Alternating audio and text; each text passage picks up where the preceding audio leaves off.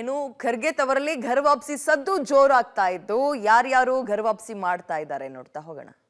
ACC Kharge ತವರಲ್ಲಿ ರಂಗೇರಿದ ಚುನಾವಣಾ ಕಾವು. ನಿತಿನ್ ಗುತ್ತಿಗೆದಾರ್ಗೆ ಗಾಳ ಹಾಕಿದ ಕಾಂಗ್ರೆಸ್ ಹಾಗೂ ಬಿಜೆಪಿ.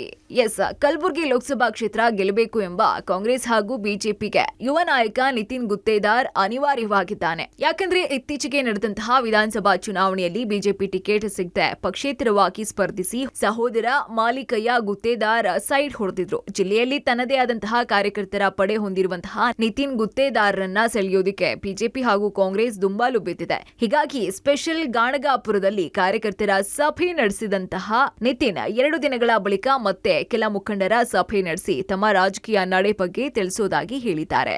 ನಿತಿನ್ ಗುತ್ತೇದಾರ್ ಸೆಳೆಯಲು ಅಡ್ಡಿಯಾದ ಆ ನಾಯಕರು ಇನ್ನು ನಿತಿನ್ ಗುತ್ತೇದಾರ್ ಶಕ್ತಿ ಅರಿತಿರುವಂತಹ 2 ಪಕ್ಷಗಳು ಬೇಷರತ್ತಾಗಿ ನಿತಿನ್ ಗುತ್ತೇದಾರ್ ಬಹಿರಂಗವಾಗಿಯೇ ಆಫರ್ ಅನ್ನ ನೀಡಬಹುದಿತ್ತು. ಆದ್ರೆ ಬಿಜೆಪಿ ಹೈಕಮಾಂಡ್ ನಿತಿನ್ ರತ್ತ ಒಲವಿದ್ರೂ ಕೂಡ ಖುದ್ದು ಅವರ ಸಹೋದರ ಮಾಲಿಕಯ್ಯ ಗುತ್ತೇದಾರ್ ನಿತಿನ್ ಸೇರ್ಪಡೆಗೆ ಅಡ್ಡಿಯಾದ್ರೆ ಇತ್ತ ಕಾಂಗ್ರೆಸ್ ಹೈಕಮಾಂಡ್ಗೂ ನಿತಿನ್ ಸೇರಿಸಿಕೊಳ್ಳೋದಕ್ಕೆ ಇಷ್ಟ ಆಯ್ತು. ಶಾಸಕ ಎಂವೈ ಪಾಟೀಲ್ ನಿತಿನ್ ಸೇರ್ಪಡೆಗೆ ವಿರೋಧವನ್ನ ವ್ಯಕ್ತಪಡಿಸಿದ್ದಾರೆ.